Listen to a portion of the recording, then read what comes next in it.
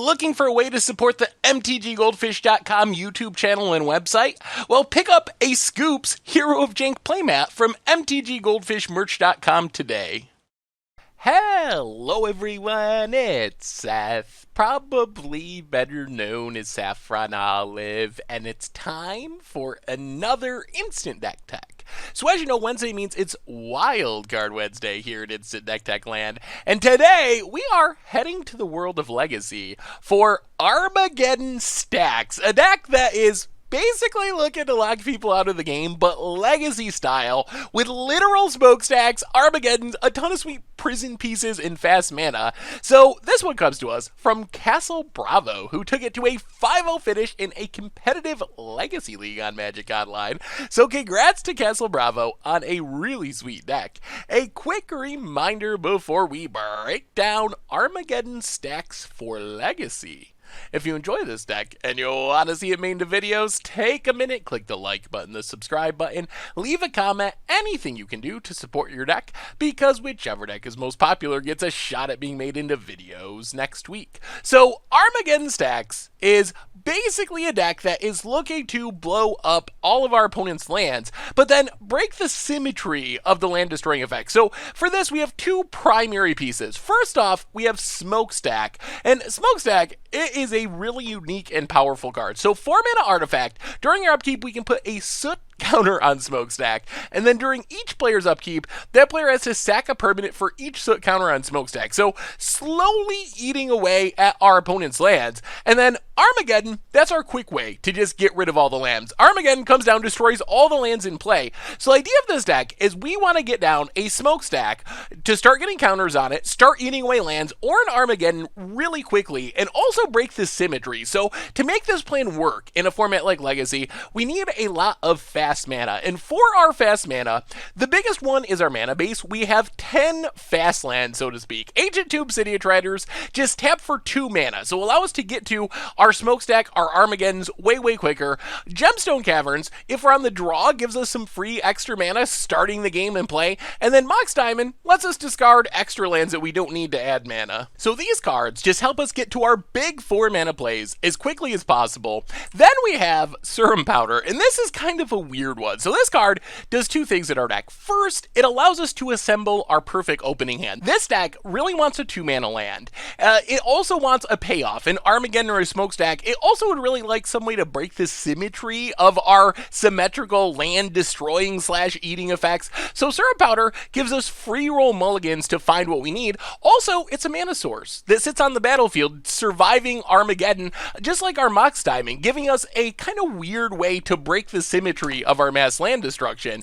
Then we have our main symmetry breaker, so Crucible of Worlds and also Flagstones of Trokir. So Crucible just lets us play lands from our graveyard. So with this, we can assemble some hard locks with Smokestack. If we get 1 counter on Smokestack, every turn, presumably, we're going to have to sack a land, our opponent's going to have to sack a land, eventually, after we eat through the rest of their stuff. Well, that's fine with us, because we can just keep replaying our lands from the graveyard, so we never really go down any resources, while our opponent's slowly losing their board. Meanwhile, Flagstones, when we blow it up, we get to tutor for a plains and put it on the battlefield. So it's a free sacrifice to Smokestacks, it's a free land to kill with our Armageddon effects. So these cards are our main ways to make sure that we can keep playing Magic, even under the land destruction effects, while our opponent can't.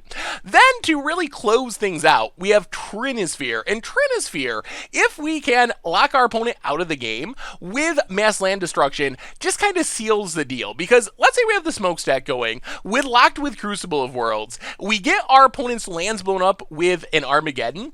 Our opponent's going to need 3 mana to cast anything. We can easily reassemble 3 mana thanks to Crucible of Worlds, just replaying our lands from our graveyard.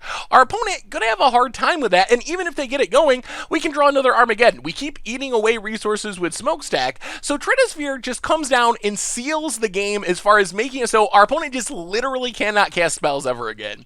As far as killing our opponent, that's not the main goal of the deck. Like, that's something we do eventually. Most of our wins, I assume, are going to come by just locking our opponent out and making it so they can't do anything.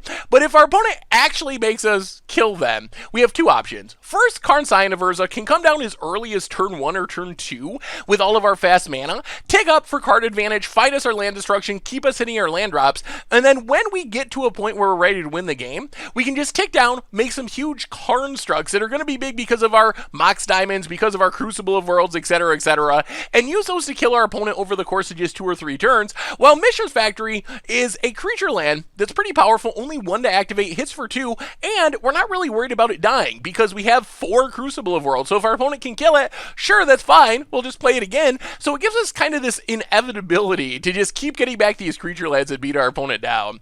As far as the mana base, we already talked about the fast lands, one of the key components of the deck, casting our 4 drops, hopefully by like turn 2, more or less. We also have Flagstones, Mishra's Factory, we talked about those as synergy pieces. Otherwise, we get Wasteland, which is kind of just a combo with Crucible by itself. Wasteland Crucible lets us blow up one of our opponent's non-basics each turn. Legacy decks don't have that many non-basics, so it pretty much locks our opponent out of the game. The Tabernacle of Pedrovale allows us to make creatures not be an issue, especially once we blow up all the lands and our opponent can't pay the 1 mana upkeep. We're also going to just wrath their board essentially for free if we have Tabernacle out. Yes, it's expensive. That is the biggest drawback. You probably saw the price of this deck and you were like, oh my god, it's like $10,000. Well, like 8,000 of those dollars or something are the 3 Tabernacles on the reserve list. Wizards, come on, reprint them. Snow-covered plains for some basic lands, a single dual land in Savannah. As far as the sideboard, we have Elvish Spirit Guide. Not really sure why we have more fast mana in the sideboard.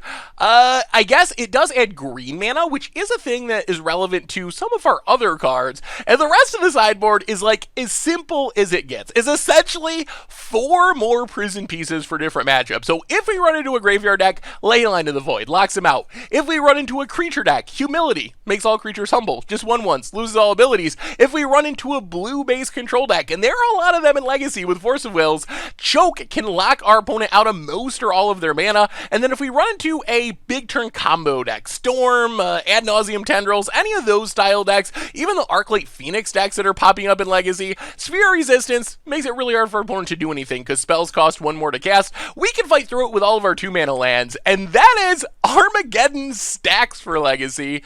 And that's been our instant deck tech for today. So thank you so much for watching. I hope you enjoyed the video, and I will talk to you soon. Thanks for watching the video. If you enjoyed it, help us out by clicking that like button down below. And to keep up on all the latest and greatest, click that subscribe button. And don't forget to hit that bell icon to get alerts whenever we have new videos. And if you want to, check out some of our other sweet videos here and here.